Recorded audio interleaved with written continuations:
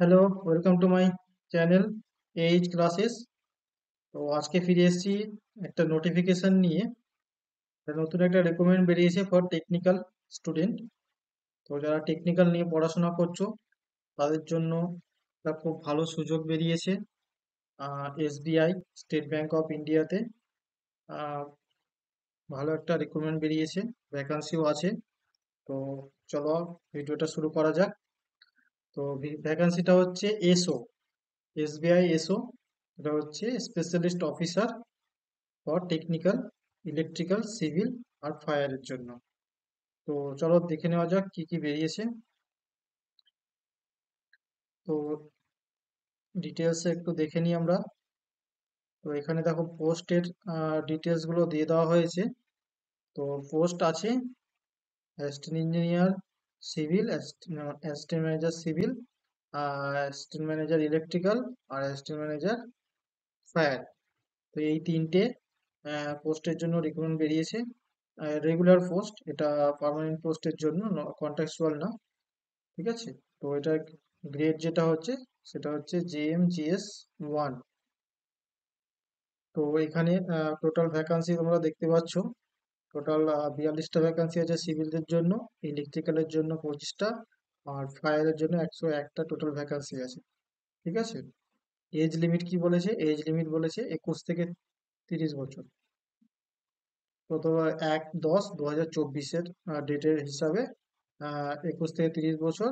আর civil আর ইলেকট্রিক্যালের জন্য, ফায়ারের জন্য হচ্ছে 21 থেকে 40 বছর। ঠিক আছে। তো এটার পোস্টিং কোথায় হতে পারে? এনিওয়্যার ইন ইন্ডিয়া, যে কোনো জায়গায়, ইন্ডিয়ার যে কোনো জায়গায় পোস্টিং হতে পারে। কোথায় ভ্যাকান্সি আছে এটার বিষয়ে এখন কিছু বলা হয়নি। ঠিক আছে। তো আর কিছু ইম্পর্টেন্ট যেগুলো হচ্ছে যে এজ রিল্যাক্সেশন যেরকম পাওয়া যায় ওবিসি এসসি এসটি দের জন্য সেরকমই আছে, গভর্নমেন্ট অফ ইন্ডিয়ার যে গাইডলাইন আছে সেই হিসাবেই। ঠিক আছে। আর একটা বিষয় যেটা হচ্ছে ওবিসি নন ক্রিমি লেয়ারদের জন্য 1/4/2024 থেকে ডেট অফ ইন্টারভিউ এর আগে নন ক্রিমি লেয়ার সার্টিফিকেটটা ইস্যু হতে হবে। আর 1/4/2024-এর আগের হবে না। ঠিক আছে, পরের গুলো এলিজিবল আছে। তো বাকি এগুলো গাইডলাইন্স আরো কিছু দেওয়া হয়েছে। ঠিক আছে, এগুলো জাস্ট নোটিফিকেশনে আছে, তোমরা দেখে নিতে পারো। মেন যেটা কিছু কিছু পয়েন্ট যেটা আমি বলে দিচ্ছি সেটা হচ্ছে যেমন কি কি এসেনশিয়াল রিকোয়ারমেন্ট আছে পোস্টের জন্য, এলিজিবিলিটি ফুলফিল করার জন্য। যেরকম ব্যাচেলার ডিগ্রি থাকতে হবে সিভিল ইঞ্জিনিয়ারিং এর, সিভিল পোস্টের জন্য, উইথ মিনিমাম 60% মার্কস। আর একটা এসেনশিয়াল যেটা বলে দিয়েছে সেটা হচ্ছে মিনিমাম 2 ইয়ার্স অফ এক্সপিরিয়েন্স।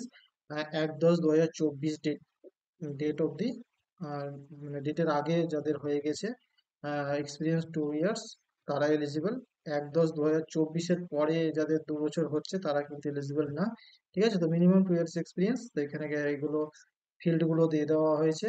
ঠিক আছে। তো ইলেকট্রিক্যালের সেইভাবে ব্যাচেলার ডিগ্রি উইথ 60% মার্কস আর 2 ইয়ার্স এক্সপিরিয়েন্স ফর ইনস্টলেশন। ঠিক আছে, handling maintenance of all electrical equipments, UPS, generator, energy savings device, starter, motor, control panels, HTHT, LTHT, switch gears, cabling, water pumps, air conditioning equipments, lift, etc.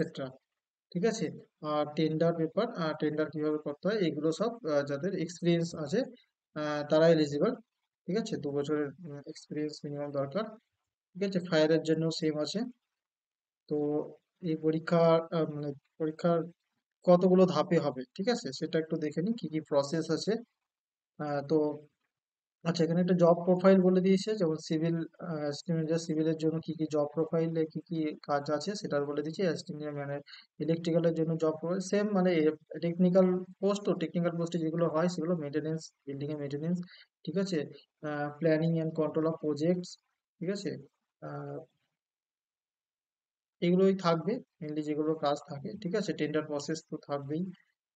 এই সমস্ত কিছু job role আছে। তো ফায়ারের ক্ষেত্রেও আছে, এগুলো দেখে নেওয়া যাবে। তো এবার যেটা হচ্ছে সেটা হচ্ছে বেসিক পে। ঠিক আছে। তো এটা একটু ভালো স্যালারি আছে। বেসিক পে বা 48,480 থেকে শুরু হচ্ছে, এর সঙ্গে ডিএ, এইচআরএ, পিএফ এগুলো ইনক্লুড হবে। ঠিক আছে। তো একটা ভালো স্যালারি পাওয়া যাবে, অ্যাসিস্ট্যান্ট ইঞ্জিনিয়ারের গ্রেড আছে। ওকে। তো যে যারা যারা ইচ্ছুক তারা অ্যাপ্লাই করতে পারো। আর একটা জিনিস যেটা হচ্ছে অ্যাসিস্ট্যান্ট ম্যানেজার সিভিল আর ইলেকট্রিক্যালের জন্য রিটেন টেস্ট হবে, তারপরে ইন্টারেকশন মানে ইন্টারভিউ হবে, ঠিক আছে? তো রিটেন টেস্ট তারপরে ইন্টারভিউ দুটো ধাপ আছে। আর ফায়ারের জন্য ডাইরেক্ট শর্ট লিস্টিং তারপরে ইন্টারভিউ, ঠিক আছে? তো রিটেন টেস্ট যেটা হবে সেটা জানুয়ারি 2025-এ হচ্ছে। এটার লোকেশন কলকাতা আছে, কলকাতাতে আমরা এক্সাম দিতে পারবো, কোনো প্রবলেম নেই। আর যেটা অনলাইন এক্সামের যে প্যাটার্নটা বলে দিয়েছে কত কত নম্বরের পরীক্ষা হবে, সেটা হচ্ছে জেনারেল অ্যাপটিটিউড হবে একটা, একটা হবে প্রফেশনাল নলেজ টেস্ট। সিভিলের জন্য সিভিলের কোশ্চেন থাকবে, ইলেকট্রিক্যালের জন্য ইলেকট্রিক্যাল কোশ্চেন থাকবে। জেনারেল অ্যাপটিটিউড যে টেস্টটা হবে সেটা কত 120 নম্বরের আছে। তার মধ্যে রিজনিং হচ্ছে 50, কোয়ান্টিটি অ্যাপটিটিউড 35, আর ইংলিশ ল্যাঙ্গুয়েজ 35। এই জেনারেল অ্যাপটিটিউড হবে কোয়ালিফাইং ইন নেচার, ঠিক আছে? এটা বলে দিয়েছে কোয়ালিফাইং ইন নেচার, মানে এটা স্যার কোয়ালিফাই করতে হবে এই মার্কস মেরিট লিস্টের সঙ্গে। আহ, এইটার উপর ভিত্তি করে মেরিট লিস্ট তৈরি হবে না, ঠিক আছে? মেরিট লিস্ট যেটা তৈরি হবে সেটা হচ্ছে প্রফেশনাল এক্সামে যে মার্কস আসবে, যে স্কোর আসবে সেটার উপর ডিপেন্ড করে মেরিট লিস্ট তৈরি হবে, ঠিক আছে? এটা বলে দেওয়া হয়েছে এখানে। তো প্রথম অ্যাপটিটিউড টেস্ট, জেনারেল অ্যাপটিটিউড, তো এটা 90 মিনিট টাইম আছে, 1.5 ঘন্টা। আর এটা জেনারেল যেটা প্রফেশনাল এক্সাম হচ্ছে সেটা 45 মিনিট সময়ে 100 খানা, 100 মার্কস হবে, কোশ্চেন হবে 50টা, ঠিক আছে? প্রত্যেকটা মার্কস 2 নম্বর করে ক্যারি করবে। আর একটা যেটা গুড নিউজ সেটা হচ্ছে কোনো নেগেটিভ মার্ক নেই। এটা গুড নিউজ বলা যেতে পারে, ব্যাড নিউজও বলা যেতে পারে, ঠিক আছে? ব্যাড নিউজ হয় যারা অনেক সময় নেগেটিভ জাস্ট পড়ে আসলো বাস লেগে গেল, তাদের ক্ষেত্রে ঠিক আছে। তবে নেগেটিভ মার্কস নেই। আর এরপরে যেটা বলা সেটা হচ্ছে এরপরে যেটা ইন্টারভিউ হবে সেখানে কত নাম্বার থাকবে, সেখানে থাকবে 25 নাম্বার।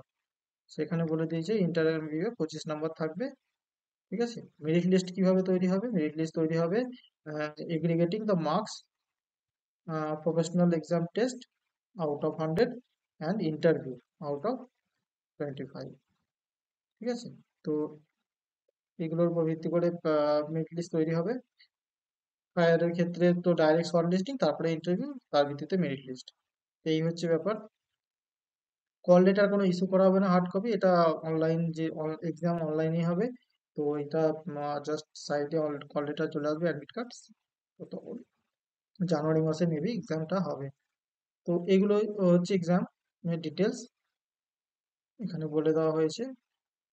আর কিভাবে অ্যাপ্লাই করব সেটার গাইডলাইন কিছু দিয়ে দেওয়া হয়েছে। তো ওয়েবসাইটে গিয়ে তোমরা ডাইরেক্টলি অ্যাপ্লাই করতে পারো, bank.sbi./web, মানে এসবিআই এর যে এই লিঙ্কে ক্লিক করলে তোমরা চলে অ্যাপ্লিকেশনটা পেয়ে যাবে, বা এসবিআই এসও বলে সার্চ করলে গুগলে তোমরা পেয়ে যাবে কোথা থেকে এটা ফিল আপ করতে হবে। তো এই ডকুমেন্টস গুলো লাগবে বলে দেওয়া হয়েছে। ফটোগ্রাফ, সিগনেচার, ঠিক আছে? ব্রিফ রিজিউম পিডিএফ ফরম্যাটে, ID proof, date of birth, educational certificate, experience certificate, caste certificate আর ইডব্লিউএস সার্টিফিকেট, ঠিক আছে? এই সবগুলো লাগছে। Form 16, latest pay slip from current employer, এগুলো লাগছে। বাকি ডিটেলস গুলো বলে দিয়েছে কি কি সাইজের থাকতে হবে। তো এটা যখন ফিল আপ করে তখন তোমরা দেখে নিতে পারবে, ঠিক আছে? এটাই ছিল এখানে। লগ ইনের বলে দেওয়া হয়েছে কোথা থেকে লগ ইন করা যাবে, ঠিক আছে? তো নোটিফিকেশনটা আমি ভিডিও ডিসক্রিপশন বক্সে দিয়ে দিছি, তোমরা দেখে নিতে পারো। ওকে, তো এত দূর অবধি ছিল। নেক্সট ভিডিওতে আবার দেখা হবে, ঠিক আছে? তো চলো tata, bye bye, thank you.